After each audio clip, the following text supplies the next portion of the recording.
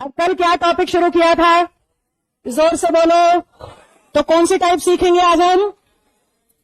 Interrogative voice. अब इसकी सबसे पहली बात यह है बच्चों कि इंटेरोगेटिव शब्द ना दो ही तरफ इशारा करता है, या तो क्वेश्चन बनेगा WH से या क्वेश्चन बनेगा, अगर क्वेश्चन WH से है तो भी क्वेश्चन मार्क के साथ होगा और हेल्पिंग वर्ब से है तो भी क्वेश्चन मार्क के साथ होगा। अब हमारा क्वेश्चन अगर WH से बना है और स्टाइल हमारा एक्टिव वॉइस है तो हमें किसमें कन्वर्ट करना पड़ेगा? हालांकि एसएससी दोनों तरीके से पूछती है, एक्टिव से पैसिव भी, पैसिव से। कुछ अलग रूल सीखने की जरूरत नहीं है, जो एक्टिव से पैसिव वाले रूल होते हैं उन्हीं को उल्टा लगाना शुरू कर दो तो क्या हो जाता है पैसिव से। तो आप एक्टिव से पैसिव सीखो, रिवर्स केस अपने आप आ जाएगा प्रैक्टिस करते करते। अब हमारा पैसिव वॉइस का पहला स्टेप कहता है इंटेरोगेटिव के केस में कि आप ध्यान से देखो क्या आपका इंटेरोगेटिव जो क्वेश्चन है वो हु से बना रखा है, वो होम शब्द से बना रखा है, वाई से, व्हेन से, वेयर से, व्हाट से, हाउ से। कोई एक आधा WH रह गया हो तो वो भी इंक्लूड कर लो। इनमें से किसी से भी अगर वो इंटेरोगेटिव क्वेश्चन बना रहा है तो सबसे पहले आपको पता होना चाहिए कि हु जो है वो पैसिव में जाके बन जाता है क्या, और होम जो है वो पैसिव में जाके बन जाता है बाय में लगाना होता। पहली गलती जो बच्चे करते हैं, हु का बाय होम के चक्कर में होम का भी क्या सोच लेते हैं बाय हु, जबकि होम का क्या होता है सिर्फ हु। वाई आए मत बदलो, व्हेन आए मत बदलो, वेयर आए मत बदलो, व्हाट आए मत बदलो, हाउ आए मत बदलो। बेसिकली कह रही हूं हु और होम के सिवाय बाकी सारे सेम टू सेम। दूसरा स्टेप, आपको WH के बिल्कुल साथ इसके बिल्कुल साथ सब्जेक्ट लिखना तो गलत होगा, ऑब्जेक्ट लिखना है, वो भी एक्टिव वॉइस का, क्योंकि एक्टिव वॉइस का जो ऑब्जेक्ट होगा वही तो पैसिव का क्या बनेगा। कल का पहला रूल क्या था? सब्जेक्ट को ऑब्जेक्ट बनाओ, ऑब्जेक्ट को, तो हमें आपस में पलटनी है ये दोनों। अगर हम पलटेंगे तो जो एक्टिव का ऑब्जेक्ट होगा वही तो आके बैठेगा पैसिव में किसकी जगह। तो इसलिए मैंने कहा एक्टिव वॉइस का तो वो ऑब्जेक्ट होगा पर पैसिव का क्या होगा सब्जेक्ट। अब एक बहुत इंपॉर्टेंट लाइन बोलूंगी तो ध्यान से सुनना। ज्यादातर बच्चे WH कन्वर्ट करने के बाद पहले सब्जेक्ट लिखते हैं और फिर हेल्पिंग वर्ब। ये वो एक गलती है जो 90% बच्चा करता है जब वॉइस को पहली बार पढ़ रहा होता है।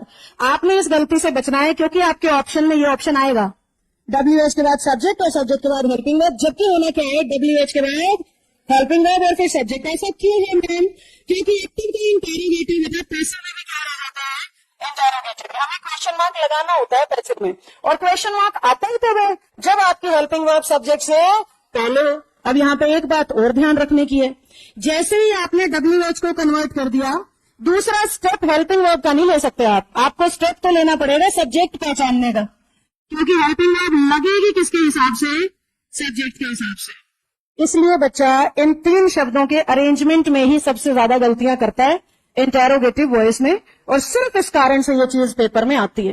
एकमात्र चीज जो गलत हो सकती है, इसके सिवाय कुछ नया है नहीं, बाकी वही पांचों रूल जो कल सिखाए थे same to same, nothing new. नए काम तीन ही है, WH निपटाना, हेल्पिंग वर्ब लगाना, सब्जेक्ट को पहचानना। बच्चे इसमें करना तो होता है 1 3 2। समझे क्या बोल रही हूं?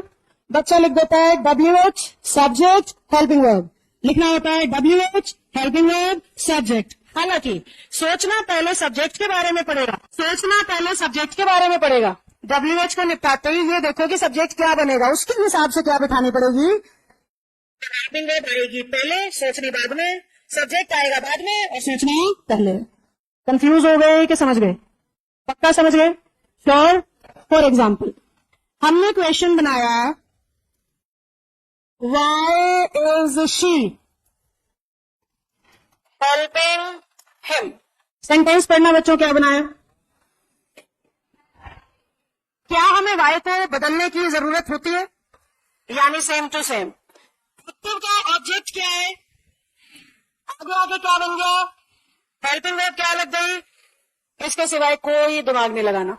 अगर आपने ये तीन स्टेप सही लिख दिए तो आपका इंटेरोगेटिव गलत नहीं हो सकता, क्योंकि बाकी सब सेम है। ING की वजह से कल सिखाया था, हेल्प की थर्ड फॉर्म हेल्प कल सिखाया था, बाय हमेशा लगाना है, शी का कल सिखाया था, लास्ट में सिंपल। बच्चों तो फोकस पार्ट कौन सा है? सिर्फ ये। इसमें गलती नहीं तो वॉइस पक्का सही, अगर इसमें गलती तो बाकी कुछ भी सही कर लेना, नंबर तो आएंगे नहीं। Done game.